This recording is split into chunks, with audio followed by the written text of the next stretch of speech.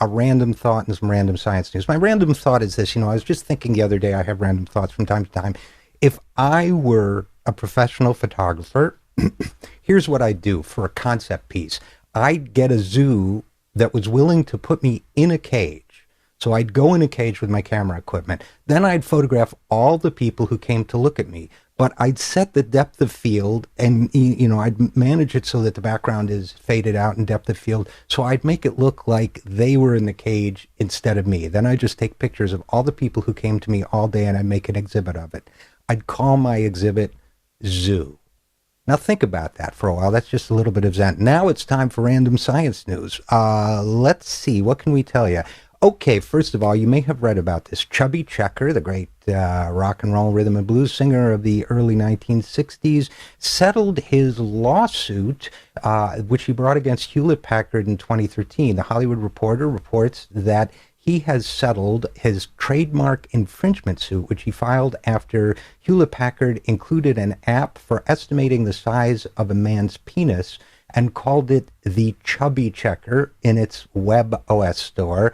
He sued them for $500 million.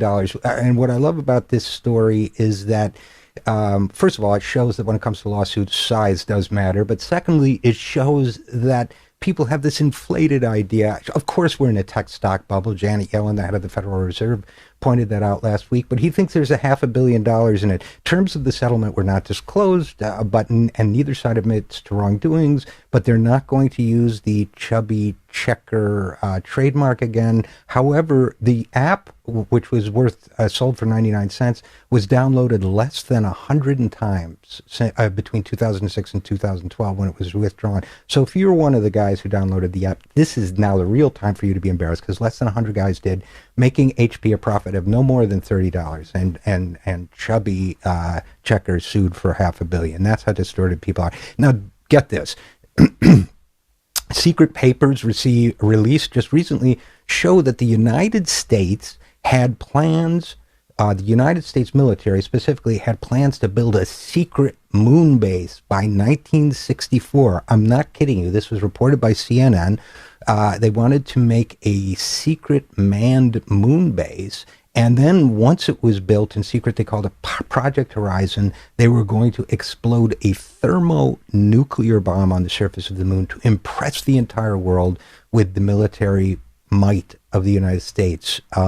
No clue as to whether there were secret alien Nazis in a hidden undersea cave in the waters of the Mare Imbrium, which don't exist, of course. But anyway, I thought that was kind of interesting. Now, also, if you feel like a hotshot because you made a lot of money in the Silicon Valley and you built a fancy house, human beings are not the only creatures who build their own housing.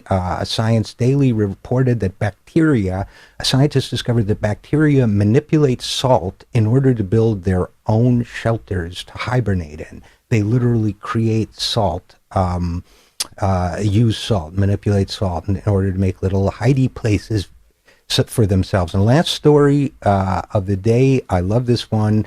Congress Edits is a Twitter bot that lets people know whenever someone from a URL who's in Congress, member of Congress, or working for a member of Congress, changes Wikipedia.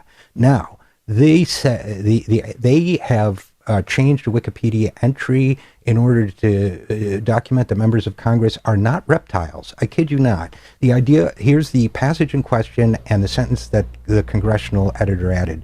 The idea of reptilians on Earth was populated by David Icke, a conspiracy theorist who says shape-shifting reptilian people control our world by taking on human form and gaining political power to manipulate our societies. He has claimed on multiple occasions that many world leaders are possessed by reptilians ruling the world. Here is the change made by somebody working in or for Congress.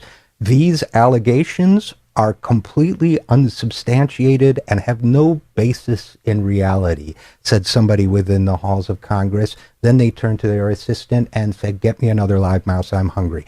I'm Richard RJ Eskow. That was our Random Science News. We'll be right back after this.